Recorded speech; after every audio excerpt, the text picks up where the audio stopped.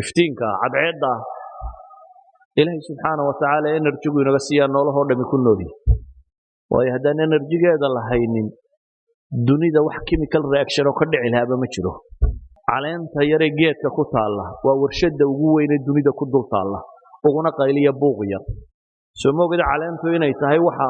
noolaha dunida kor saaran oo dhan quudiya waxa noolaha kor saaran dunida oo dhan geedka iyo xoolaha iyo wax oo dhan caleen baa soo saarta waxay cunayaan caleentu geedkay soo saartaa wuxuu cunayo geedkana xoolo iyo wax nool oo dhan baa daaqa waxaan noolna way sii cunaan waxa laaliya waxa kownkan aynu saaranay saaran maanta dhulkaynu saaranay saaran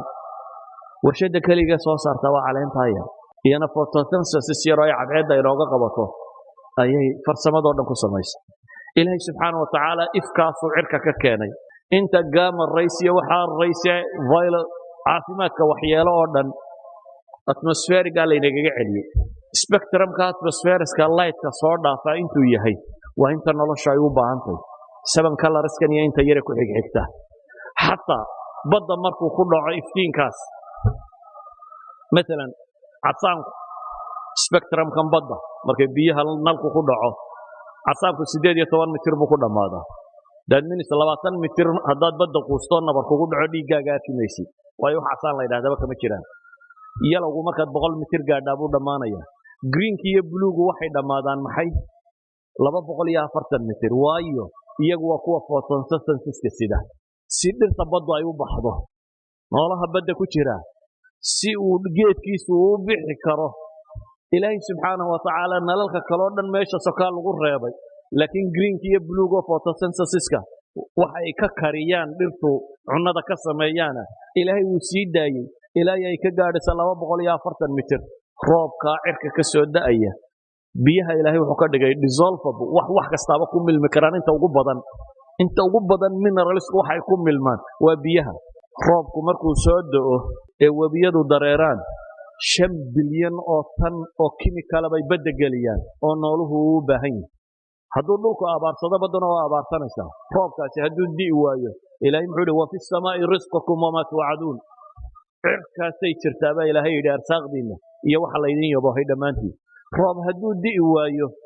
kalluunkuna wuu dhammaanayaa badda waxa ku jiraana waa dhammaanaya waayo mineralskay dhulka ka helayeen oo dhan heli maayaan bale oxygen ku filan heli maayaan waayo roobka badda hela waxyaabaha uu badda geliya waxa ka mid ah oxygenka sadaradeed kalluunka laftiisa abaarsanaya hadduu roob heli waayo noloshan sidan u dhisan ee ilaahay subxaanahu wa tacaala saatan u sameeyey biyuhu khasaa'ista ay leeyihiin noolaha kaloo dhamme male chemicalska kaloo dhamme male walidaalik biyuhu markay 4 degree gaadhaan baa densitigoodu ugu culus yahay hadday ka hoos maraan waa maxay wuu fududaadaa waa sababta ilaahay ugu talagalay in badda waxa ku noolaaday ku nool yihiin waa ilaa hadday 0 degree markay sii gaadhaba hadduu densitigu sii cuslaanayo barafku hoos buu mari lahaa iminka barafku dushuu sabeeya hoostana biyaha sabeeya haddii biyuhu ay la mid noqon lahayn materialka kale markay sii qaboobaan ba densitigu culaysku sii badan lahaa oo biyuhu ay hoos barafku hoosta maro noolaha dhamo dhiman lahaa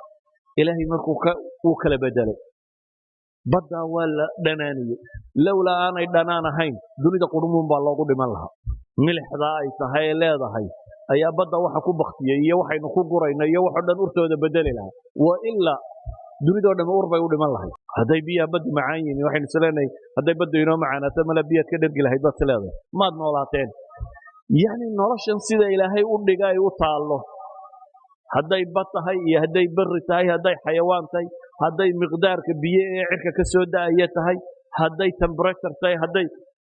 yani dhulku waxay dhahdaan ilaa 100 degree buu temperaturekiisu kala sarreeyaa marka loo eego equatorialkiisa iyo maxay iyo north polekiisa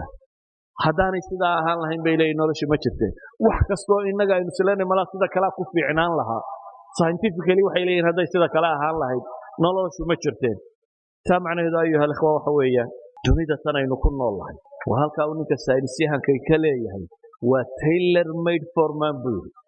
waa bahal loo dawaariyey bini aadamka loo dawaariyey waa ilaa intan oo dham inay sudfa ku dhacdo koochaanis ay ku dhacdo waa waxaan suurtagal ahayn waa aanaynu shalay soo tilmaamnay waxa laaliye waxay sheegayeen koochaanis oo dham inaan waxba ka jirin